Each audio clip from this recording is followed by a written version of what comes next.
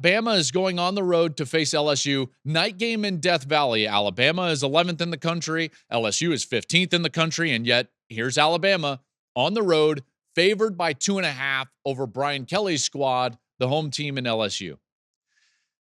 Now, I think that it's conventional wisdom to sit here and think to yourself like, people don't go in there at night and win these games. And LSU beat Ole Miss. LSU is going to play better than they did on the road against Texas A&M, and that might be the case. That might be the case. But these are massive, massive moments for each of these programs. And the reason is, as we've talked about before on the show, I believe that this is an elimination game. The loser of this game likely does not get into the college football playoffs.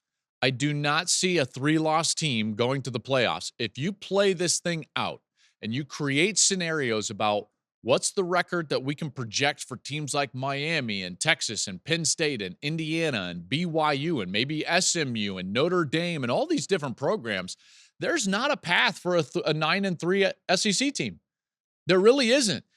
Even for a team like Alabama with a win over Georgia, I do not see that path, which means that this is essentially a playoff game.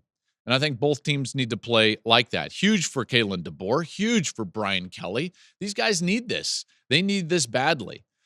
The question that keeps coming up to me in kind of looking at this game is Alabama's ability to keep the explosive plays at a minimum against LSU and Nussmeier, the quarterback.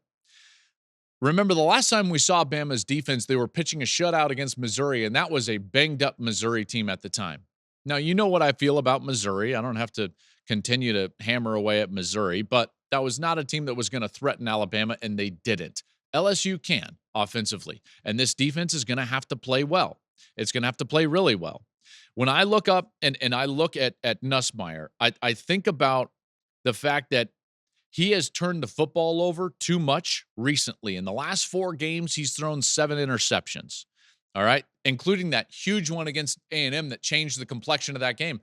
Let's not forget LSU had a 10-point lead in the third quarter against A&M on the road in Kyle Field. Like, that's still this team. This is still the team that beat Ole Miss, even though they didn't have the lead until the actual end of the game. Having said that, though, like, Bama has given up some explosives. This has been my concern since way back when I saw the South Florida film and prepared for the Wisconsin game. There are structural deficiencies to Alabama's defense. You can run on the edge, and you can create explosives down the field. That's still available. Can LSU do that?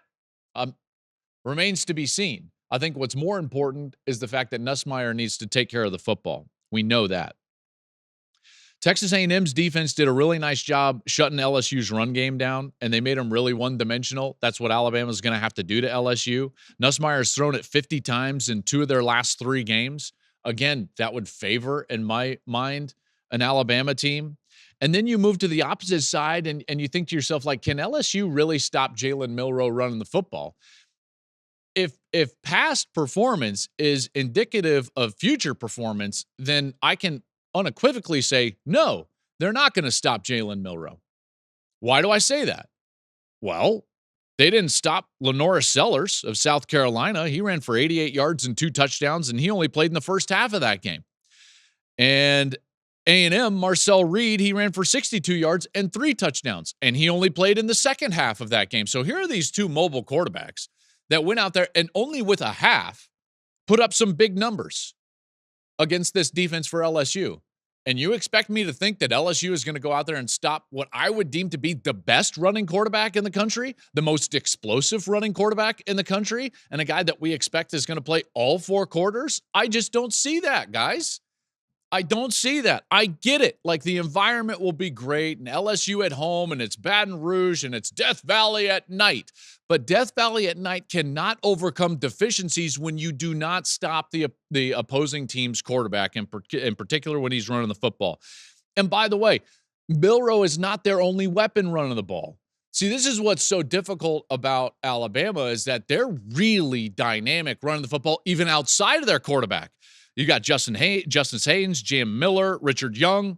Last time out, they ran it for 271 yards on 7 per carry against Mizzou as a whole on the run game. So do I believe that LSU is all of a sudden going to fix their problems with mobile quarterbacks and show up and play great defense? I do not see that. I do not see that. Even if they do, Bama still has the ability to throw it to Ryan Williams, who, by the way, has been kind of quiet since that Georgia game. You hear where I'm headed with this, right? Bama's favored by a reason and maybe by not enough. I don't think the 2.5 is enough. I like Bama on the road at night against LSU to win this 35-28. I just don't think LSU is going to be able to overcome the one-dimensionalness of their offense and the fact that they do not stop a running quarterback. For those two reasons, I've got Bama 35, LSU 28, tied by 7, covering the 2.5 in a must-win. Thank you for watching the Joel Klatt Show YouTube channel. And if you liked this clip, make sure to like it and subscribe to the channel, and you can stay up to date on all of my college football coverage.